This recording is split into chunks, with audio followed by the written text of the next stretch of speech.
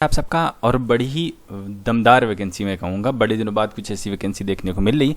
Border security force में ये vacancy है, लेकिन बड़ी ही शांति और ये कह सकते हैं कि बड़ी ही बेहतरीन नौकरी है। और वो भी हेड कांस्टेबल आप बनाए जाएंगे, नॉर्मल सिपाही नहीं, कांस्टेबल नहीं, आप हेड कांस्टेबल बनाए जाएंगे। ठीक है, तो इसके बारे में डिटेल में देखेंगे कौन बच्चे इसमें फॉर्म भर सकते हैं, कौन नहीं भर सकते, उम्र सीमा क्या होनी चाहिए। और सबसे बड़ी बात, इसका जो एक रिटन एग्जाम का प्रोसीजर ये थोड़ा सा अलग से है। एक इसमें डिस्क्रिप्टिव टेस्ट है, उसके बारे में हम डिटेल में चर्चा करेंगे, मतलब सिलेबस वगैरह हर चीज़ इसमें देखेंगे। और इंपॉर्टेंट बात मैं बताऊं ये कि ये रेडियो मैकेनिक की और रेडियो ऑपरेटर की वैकेंसी है। और इंपॉर्टेंट बात बताऊं कि अगर आपका 12 पास हो, फिर से सुन लीजिए, अगर आपका 12 पास हो तब भी आप इस भर्ती को भर सकते हो फॉर्म। चलिए शुरुआत करते हैं। और अगर आप प्रथम बार इस चैनल को विजिट कर रहे हो तो आप क्या करना है, आपको सब्सक्राइब, ठीक है, नीचे लाल कलर का बटन है उसे जो है ना दबा देना आपको। अब देखें ये पोस्ट जो है आप देख सकते हैं, बॉर्डर सिक्योरिटी फोर्सेस, ठीक है, गवर्नमेंट ऑफ इंडिया के जो कि मिनिस्ट्री ऑफ होम अफेयर्स में आती है, गृह मंत्रालय राजनाथ सिंह के अंडर में आती है। अब चुनाव के बाद पता नहीं किस में आनी चाहिए, लेकिन आप सब लोगों से अपील करूंगा आप भी वोट देने जाएं और जो है ना मोदी को ही वोट दें। अपना नेता कैसा हो, मोदी जैसा हो। देखें रेडियो ऑपरेटर की वैकेंसी है और रेडियो मैकेनिक की वैकेंसी है, ठीक है। और इसमें हम देखेंगे बीएसएफ में ऑनलाइन एप्लीकेशन सिर्फ आपको भरने, ऑफलाइन का कोई जुगाड़ नहीं है। और एक बड़ी बात बताऊं कि इसमें मेल कैंडिडेट भी और फीमेल कैंडिडेट दोनों लोग इसमें अप्लाई कर सकते हो। और करीब करीब 1072 वैकेंसी है टोटल। नीचे आपको बताऊंगा डिटेल में। और आपके फॉर्म शुरू हो जाएंगे 14 मई से, चलेंगे 12 जून तक। 14 मई से आपके ऑनलाइन फॉर्म शुरू हो जाएंगे और 12 आपके जून तक फॉर्म चलने वाले हैं। अब इसके बाद आगे देखेंगे आपकी पेमेंट कितनी होने वाली है। और हेड कांस्टेबल रेडियो ऑपरेटर और रेडियो मैकेनिक की पेमेंट आपकी सेम रहने वाली। पे लेवल 4 की मैट्रिक्स में आप आएंगे। आपका जो मूल वेतन रहेगा 25,500 से आपकी शुरुआत होगी और 81,000 तक जाएगी।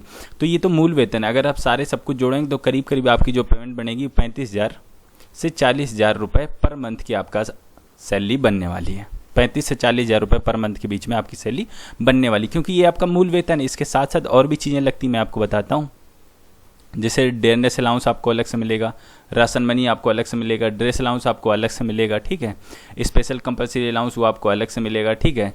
और आपको फ्री एकोमोडेशन और एचआरए आपको अलग से मिलेगा, ट्रांसपोर्ट अलाउंस आपको अलग मिलेगा, फ्री लीव पासेस आपको अलग से मिलेंगे। तो मतलब एक बड़ी आपकी जो है ना सैलरी बनने वाली और सुख सुविधाएं जो आपको मिलती हैं फौज के हिसाब से वो आपको मिलने वाली। पैरामिलिट्री की भर्ती है, आपको मिलेंगी। आगे देखेंगे, देखो वैकेंसीज के बारे में हम अगर देखें तो जो रेडियो ऑपरेटर की वैकेंसी है, head constable radio operator, RO का मतलब है रेडियो ऑपरेटर और आरएम का मतलब है रेडियो मैकेनिक। जो रेडियो ऑपरेटर की वैकेंसी वो टोटल है 300 वैकेंसी, ठीक है। अब यहाँ पर देख सकते हो आपकी जो है ना टोटल वैकेंसी कितनी अनरिजर्व के लिए आप यहाँ से देख सकते हो 10% रिजर्वेशन वाली, 10 ऐसे सीए वाली हो गई। इस तरह टोटल जो आपको बनेगी जाके 269 वैकेंसी है जनरल वालों की। आप मैं एक चीज़ और बताऊं, अगर आप जो है ना इकोनॉमी वीकर सेक्शन का आप लेने वाले हो, अगर आप रिजर्वेशन लेने वाले हो तो आपको एक सर्टिफिकेट बनवा लेना चाहिए जिससे कि आपको इसमें छूट मिलने वाली, इसमें भी आपको छूट मिलेगी, ठीक है। तो ये बात इसकी होगी। और जो 25% कोटा है बीएसएफ के जो रिटायर्ड लोग हैं या सर्विस पर्सनल हैं उनके लिए 67 सीटें रिजर्व हैं। तो टोटल इस तरह 269 सीटें बनती जाके। और अगर आप ओवरऑल देखोगे ये 269 थी जनरल वालों के लिए। अगर आप SC ST OBC सब कुछ मिला के जोड़े तो 300 सीटें बनती है। और रेडियो मैकेनिक में बनती हैं 772 सीटें, तो इसमें काफ़ी ज़्यादा सीटें हैं। इस तरह अनरिजर्व के लिए सामने लिखी, economy weaker section OBC SC ST के लिए टोटल आपकी सीटें लिखी हुई हैं। तो इसका मतलब जो इस समय बीएसएफ में काम कर रहे हैं उनके लिए भी वीडियो इंपॉर्टेंट है, क्योंकि अगर आप जो है ना कांस्टेबल हैं तो आप प्रमोट होकर हेड कांस्टेबल बन सकते हो। हेड कांस्टेबल फौज में एक बड़ा जो है ना पद हो सकता है। आपने मूवी देखी होगी टैंगो चार्ली, उसमें जो अजय देवगन थे वो हवलदार ही थे, हेड कांस्टेबल, ठीक है। तो आगे देखेंगे इसके बारे में थोड़ी सी और इम्पॉर्टेंट बातें हम देख सकते हैं जो जो आपके काम में आ सकती हैं। अब देखेंगे रिक्रूटमेंट डेट्स के बारे में थोड़ा सा हम देख लेते हैं। जो सबसे पहले आपको ओमायर बेस स्क्रीन टेस्ट होने वाला है वो 28 जुलाई को कंडक्ट हो जाएगा, ठीक है। तो मतलब ज़्यादा टाइम आपका नहीं लगने वाला। आपको ये फॉर्म आपको भरना कहाँ जाके www.bsf.nic.in उस पर जाइएगा रिक्रूटमेंट में, वहाँ पर जाके आप अपना ऑनलाइन फॉर्म भर पाएंगे। ये आपका फेज़ 1 है कि आपका पहला एक रिटन टेस्ट होगा ओमार बेस्ड में थोड़ा सा। और ओमार का मतलब क्या होता है, ऑनलाइन आपका नहीं होगा, ये ऑफलाइन होगा। आपको ओमार सीट गोले काले करने, आपको याद हो पहले कभी आपने एग्जाम दिया हो तो उसमें गोले काले करने होते, तो वैसे ही आपका ये टेस्ट होने वाला। अब थोड़ा इसके बाद देखेंगे सेकेंड फेज में क्या आता है आपका फिजिकल स्टैंडर्ड टेस्ट और फिजिकल इफिशिएंसी टेस्ट और साथ में डॉक्यूमेंटेशन। ये सारी की सारी चीज़ें होगी 9 अक्टूबर 2019 के आसपास में ये सारी चीज़ें आपसे करवाई जाएंगी। ठीक है, आपकी सारी चीज़ें कंडक्ट होंगी। इसके बाद आपका एक होगा इसी के साथ में सेकेंड फेज में डिस्क्रिप्टिव टेस्ट। ये थोड़ा सा अलग किस्म का एग्जाम है, ये बाकियों में नहीं होता था लेकिन इसमें यह है। ठीक है, तो इसमें क्या होगा, candidate must qualify descriptive test and, और इसमें भी आपको डिस्क्रिप्टिव टेस्ट का मतलब ये होता है बच्चों कि आपको लिख के देना, जैसे कि दशरथ के बारे में बताओ, दशरथ जी कौन थे। ठीक है, तो ये आप उत्तर लिखेंगे पूरा, ये भगवान राम के पिताजी थे, ऐसे करके आपको लिखना पड़ेगा, वो उसे कहते हैं डिस्क्रिप्टिव टेस्ट।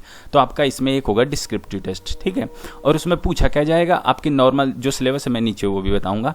इसके बाद आपका थर्ड फेज रहेगा आपका फाइनल मेडिकल एग्जाम, जो आपका होगा 30 जनवरी 2020 के आसपास में आपका होगा। तो इस तरह की ये 3 फेज हैं, तीनों फेजों के बारे में मैंने बताया और इसके अंदर की जानकारी मैं आपको नीचे और दूंगा। ठीक है, अब देखो final result will be prepared for head constable RO मतलब रेडियो मैकेनिक एंड रेडियो आपका जो मैकेनिक ये हो गया और रेडियो ऑपरेटर ये हो गया separately, and merit list will be prepared the following manner. अब यहाँ से देख लेते हैं, total marks obtain in descriptive test and distinction test out of the total marks. कहने का मतलब ये है total marks obtain in descriptive out of 200 marks. कहने का मतलब ये है जो आपकी मेरिट लिस्ट बनेगी वो बच्चों आपकी बनने वाली है डिस्क्रिप्टिव टेस्ट, जो आप लिख के देंगे वहाँ पर एग्जाम, उसमें जो है। ठीक है बच्चों, तो आपकी जो मेरिट लिस्ट बनेगी वो आपके डिस्क्रिप्टिव टेस्ट जो आप मैंने ऊपर क्वेश्चन बताया था, जैसे दशरथ कौन थे, राम जी के पिताजी, ऐसे आपके क्वेश्चन आएंगे। ऐसे नहीं आएंगे, जो सिलेबस में आएगा मैं वो भी बताऊंगा आपको। तो फाइनल मेरिट लिस्ट बनेगी वो सिर्फ और सिर्फ आपके डिस्क्रिप्टिव टेस्ट के ऊपर ही बनाई जाएगी। आपको physical standard test, physical efficiency test और आपका जो पहला रिटन एग्जाम होगा वो सिर्फ आपको क्वालिफाई करने हैं, लेकिन जो मेरिट बनेगी वो आपके डिस्क्रिप्टिव टेस्ट के ऊपर बनेगी। मैं इसका सिलेबस नीचे आपको बताने वाला हूँ। ठीक है, तो थोड़ा सा और देखते हैं। अब देख लेते हैं एलिजिबिलिटी क्राइटेरिया क्या क्या है। अगर आप जो है ना आरओ के लिए अप्लाई करना चाहते हो, रेडियो मैकेनिक के लिए, सॉरी रेडियो ऑपरेटर के लिए अगर आप अप्लाई करना चाहते हो तो आपके पास क्या होना चाहिए। देखिए, आप तो एक का 10 पास हो अगर, और साथ में आपके पास आईटीआई का सर्टिफिकेट है इन रेडियो इन टेलीविजन और इलेक्ट्रॉनिक्स और कंप्यूटर ऑपरेटर और प्रोग्रामिंग असिस्टेंस या डाटा प्रिपरेशन या कंप्यूटर सॉफ्टवेयर और जनरल इलेक्ट्रॉनिक्स और data entry operator from electronics. अगर आपके पास का 10 पास हो, साथ में आपके पास आईटीआई का सर्टिफिकेट है, और बड़ी बात यहाँ पर ये है कि कोई एक्सपीरियंस नहीं मांगा गया है। कक्षा 10 पास आईटीआई का सर्टिफिकेट तब आप फॉर्म भर सकते हो, ये भी नहीं है अगर आपका 12 पास हो सिर्फ फिजिक्स केमिस्ट्री एंड मैथ से विथ 60% मार्क के साथ में, तब भी आप ये फॉर्म भर सकते हो। बड़ी ध्यान से सुन लीजिएगा और बड़ी ही आसान सी इसकी शर्तें हैं। अब देखो, अगर आप रेडियो मैकेनिक आरएम के लिए अप्लाई करते हो, ठीक है, हेड कांस्टेबल के लिए, तो आपको क्या चाहिए, आपका 10 पास हो, धन आपके पास आईटीआई का सर्टिफिकेट होना चाहिए। किस में होना चाहिए, ये सारे आप लिखें, मैंने ऊपर पढ़ के भी सुनाया आपको। या आपका 12 पास हो फिजिक्स केमिस्ट्री एंड मैथमेटिक्स से और 60% नंबर के साथ में पीसीएम में। ठीक है, और ये 60% जो नंबर हैं ये बच्चों ओवरऑल नंबर नहीं है, ये आपके पीसीएम नंबर, मतलब फिजिक्स केमिस्ट्री मैथ में तीनों में मिनिमम 60% नंबर होने चाहिए, तब आप इसके लिए अप्लाई कर सकते हो। तो इसका मतलब ये हुआ कि बहुत सारे बच्चे अब इसमें अप्लाई कर लेंगे। उम्र सीमा की बात करें तो आपकी उम्र सीमा 18 से 25 साल के बीच में होनी चाहिए।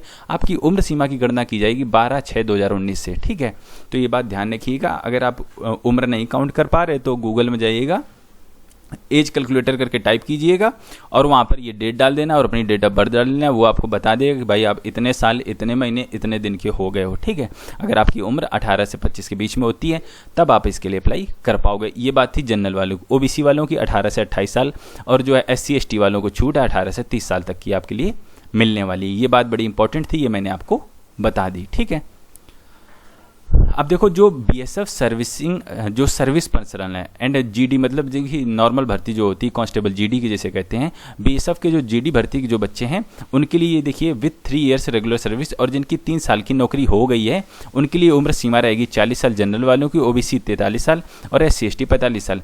अब मेरी आपसे एक रिक्वेस्ट रहेगा, अगर आपके आसपास कोई ऐसा है जो है ना बीएसएफ में नौकरी कर रहा है, वो कांस्टेबल है, तो सब कोई प्रमोट होना चाहता है, सब कोई अच्छा पैसा कमाना चाहता है और अच्छी जगह काम करना चाहता है, सब कोई अच्छा अपनी उन्नति करना चाहते हैं।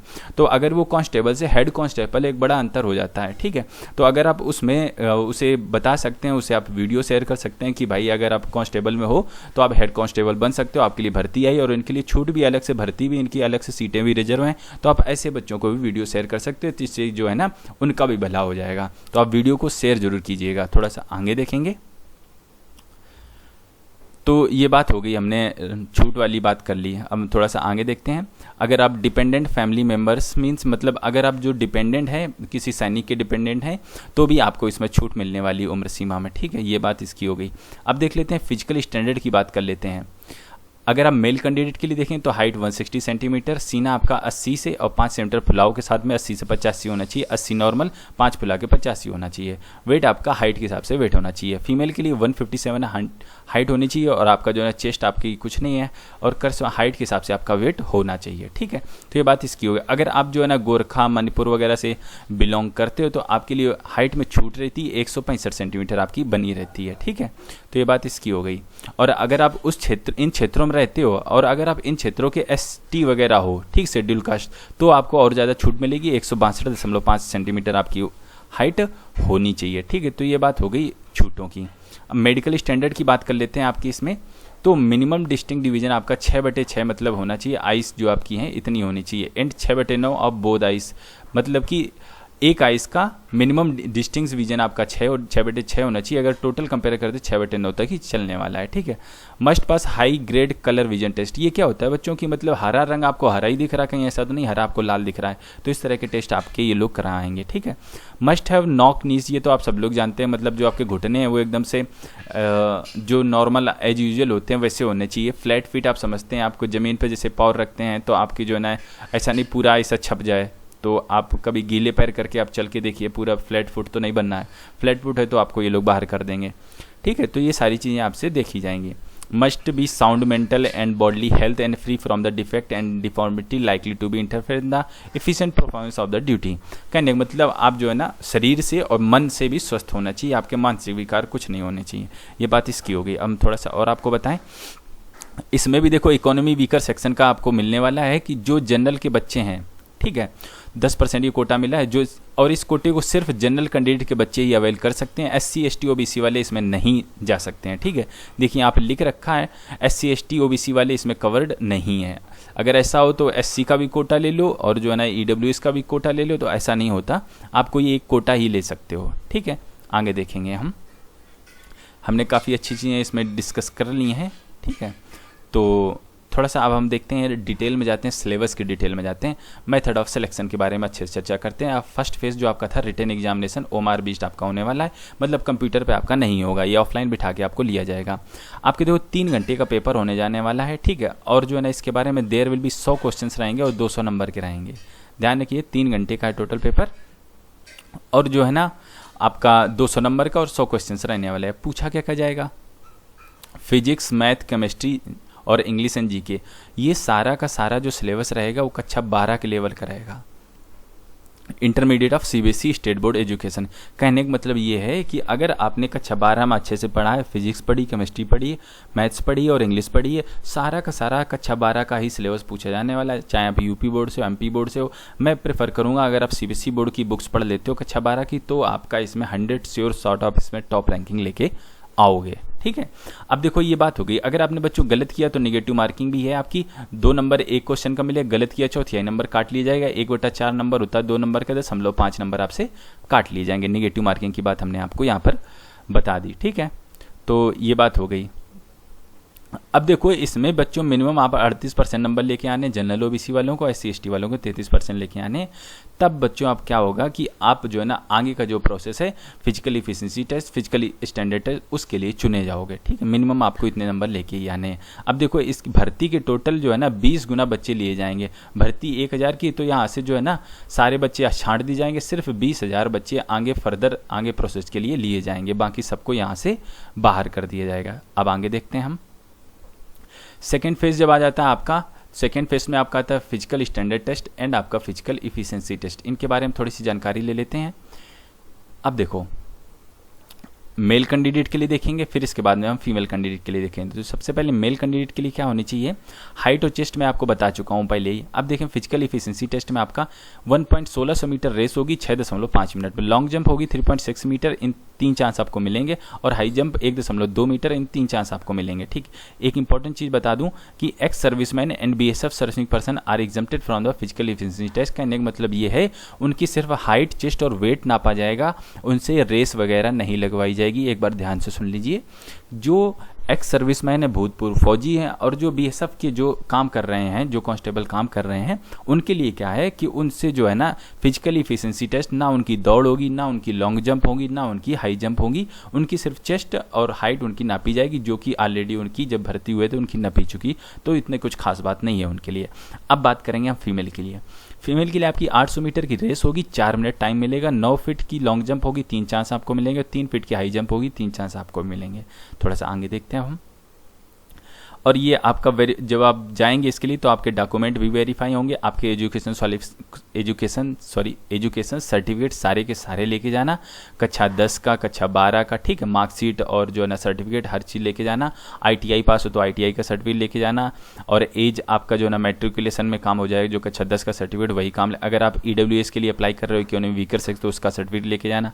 ओबीसी के लिए आपने कोटा के लिए डाल रखा है तो आप उसका सर्टिफिकेट लेके जाना। SC/ST कोटा लगा रखा है तो उसके लिए लेके जाना सर्टिफिकेट।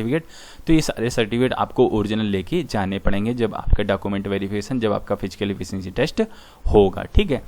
और ये जो है ना ये सिर्फ एक क्वालिफाइंग टेस्ट है, ठीक है, इसमें कुछ आपको नंबर वगैरह नहीं मिलने वाले हैं, ठीक है। अब इसके बाद जो अगर आप जब फिजिकल एफिशिएंसी टेस्ट और आपका हो गया फिजिकल स्टैंडर्ड, दोनों आपके ये हो गए, तब आपको मौका मिलेगा एक डिस्क्रिप्टिव टेस्ट देने का, और यही बच्चों मेरिट बनाएगा। अब इसके बारे में थोड़ा सा देख लेते हैं। थर्ड फेज जो आपका है descriptive test. Candidate successfully attend PST and PET and document stage shall be allowed to appear in the next stage, descriptive test. Subsequent date of the appearing in the descriptive test will be announced candidate by, मतलब आपको बताया जाएगा कुछ दिनों में जब आपका ये दोनों टेस्ट आप निकाल लोगे, ठीक है। Candidate be tested 2 categories in the stage of following procedure. आपका क्या होगा इसमें, जो आपका डिस्क्रिप्टिव टेस्ट है उसमें क्या क्या चीज़ें आने वाली हैं इसके बारे में थोड़ा सा हम देख लेते हैं। तो देखो बच्चों, डिस्क्रिप्टिव टेस्ट इसका जो टोटल नंबर रहेंगे वो रहेंगे 150 नंबर के, ठीक है। और पूछा क्या जाएगा physics, chemistry, mathematics and logical reasoning and अंग्रेजी, ठीक है। और टोटल टाइम रहेगा 2 घंटे 30 मिनट का, मतलब 2.5 घंटे आपके हाथ में रहेंगे। और इसके अंदर की बात थोड़ा सा देख लेते हैं। आपकी distinguishing test in English writing of minimum 100 words, आपका मतलब कुछ ऐसे टाइप का ऐसा कुछ करवा लेंगे, इसके साथ ही में ये टेस्ट होने वाला है। ए वाला ये हो गया रिटन टेस्ट आपका, डिस्क्रिप्टिव टेस्ट बता दिया हमने। इसके बाद डिक्टेंशन टेस्ट, इसके बारे में थोड़ा सा और देख लेते हैं हम, जो दोनों ये साथ में ही हो जाएंगे। ये भी डिस्क्रिप्टिव नेचर का होगा, ये भी डिस्क्रिप्टिव नेचर का होगा। इसमें आपको 100 मिनिमम 100 वर्ड्स का आपको कुछ लिखवाएंगे, इंग्लिश राइटिंग लेटर वगैरह या ऐसे वगैरह कुछ भी ये लिखवाएं तो आपके 50 नंबर का रहेगा। और पैराग्राफ रीडिंग आपकी रहेगी, क्वालिफाइंग बस आपको करना पड़ेगा उसमें, ठीक है। Paragraph reading to be test proficiency in the कहने मतलब ये आपको वहीं ये लोग पढ़वा के देखेंगे आप अंग्रेजी के पैराग्राफ वगैरह पढ़ लेते हो कि नहीं पढ़ लेते हो, बस ये आपको क्वालिफाई करना है, इसमें कोई नंबर नहीं मिलने वाले। थोड़ा सा और आगे देखते हैं।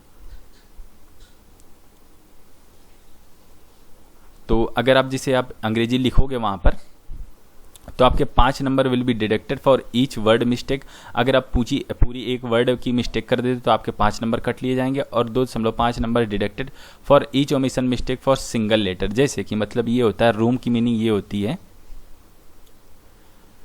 ठीक है। तो आपने अगर कहीं थोड़ा सा गड़बड़ किया, for each mistake single letter, अगर आप सिंगल लेटर की कहीं मिस्टेक कर देते हो, जैसे कि एन अम्ब्रेला लिखते हैं, एन अम्ब्रेला करके लिखते हैं, तो आपने यहाँ पर कुछ गड़बड़ किया आर्टिकल में, तो आपका यहाँ से 2.5 नंबर काट लिया जाएगा। और अगर जैसे रूम लिखा, रूम का मतलब आपने लिख लिया ROAM, तो आपका यहाँ से पूरा इसमें 2.5 नंबर काटा गया था, इसमें आपका 5 नंबर काट कहने मतलब एक वर्ड की अगर पूरी मिस्टेक करो तो 5 नंबर जाएंगे। अगर कहीं छोटे से वर्ड में अगर आपने कहीं छोटी सी एक सिंगल लेटर की अगर आपने कहीं मिस्टेक की तो आपके 5 नंबर काटे। तो ध्यान रखिएगा, ये जो आपका डिस्क्रिप्टिव टेस्ट, क्योंकि आपको इसमें लिखना है तो आप अंग्रेजी बड़े सोच समझ के लिखिएगा, अच्छे से लिखिएगा, ताकि आपके, क्योंकि ये 2 नंबर और 5 नंबर बहुत ज़्यादा महत्वपूर्ण होते हैं, आपको एकदम गड्ढे में गिरा देंगे, ठीक है बच्चों। तो ये बात इसकी हो गई आपकी।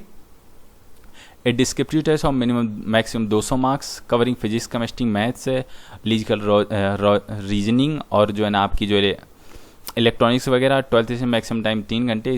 ये उनके लिए जो आपके जो है ना ASI वगैरह है फॉर इम्पोर्टेंट ये है कि जो ऊपर मैंने बताया वो रेडियो ऑपरेटर के लिए था, और जो रेडियो मैकेनिक के बच्चे हैं उनके लिए एक चीज़ और पूछी जाएगी साथ में, आपका जैसे फिजिक्स, केमिस्ट्री और मैथ हो गई, लॉजिकल रीजनिंग हो गई, और इसमें जो है ना आपकी इलेक्ट्रॉनिक्स से क्वेश्चंस और रहने वाले हैं, ठीक। तो जो रेडियो मैकेनिक उनके लिए थोड़ी सी इलेक्ट्रॉनिक्स और ज़्यादा पूछी जाने वाली है। 3 घंटे का आपके पास भी टाइम रहने वाला है, अब इस तरह हमने डिस्क्रिप्टिव टेस्ट के बारे में अच्छे से जानकारी कर ली है। इसके बाद जो फोर्थ फेज रहेगा आपका लास्ट वाला मेडिकल एग्ज़ाम रहेगा।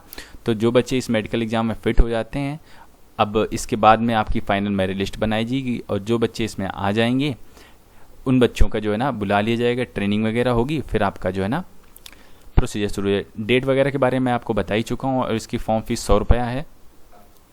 100 रुपये फॉर्म फीस है आपकी, ध्यान रखिएगा, ठीक है। और ये जो फॉर्म फीस है बिलोंगिंग टू जनरल ओबीसी वालों से है और इसके अलावा एससी एसटी और फीमेल कैंडिडेट और बीएसएफ के जो अभी सर्विस कर रहे हैं उनके लिए कोई फ़ीस इसमें नहीं लगने वाली है। ये जनरल और ओबीसी के मेल कैंडिडेट से ये फ़ीस लगने वाली है। ये बात हो गई। अब देखो जो इसके एग्जामिनेशन सेंटर है वो कहाँ कहाँ, उसके बारे में थोड़ा सा देख लो। आप ये देख लो, एक श्रीनगर में है ये, ठीक है, और इस तरह जम्मू में एक ये है। तो आप वीडियो को पॉज करके इसे भी देख पाएंगे। ये आपके एग्जामिनेशन सेंटर हैं, यहीं पर आपके रिटन एग्ज़ाम और आपके जो आपका फिजिकल है, जो आपका मेडिकल है, सारी की सारी चीज़ें 8 नंबर 9 नंबर 10 नंबर यहीं पर आपकी सारी चीज़ें इसमें होने वाली हैं, ठीक है। आपके सारे रिटन एग्ज़ाम वगैरह सब यहीं पर आपके कंडक्ट कराए जाएंगे। तो उम्मीद करता हूँ आपको ये सारी चीज़ें समझ में आ गई होंगी। अगर कुछ और जानना पूछना चाहते हो तो आप कमेंट कर सकते हो। हम आपसे मिलते हैं अगली वीडियो में, तब तक के लिए वंदे मातरम।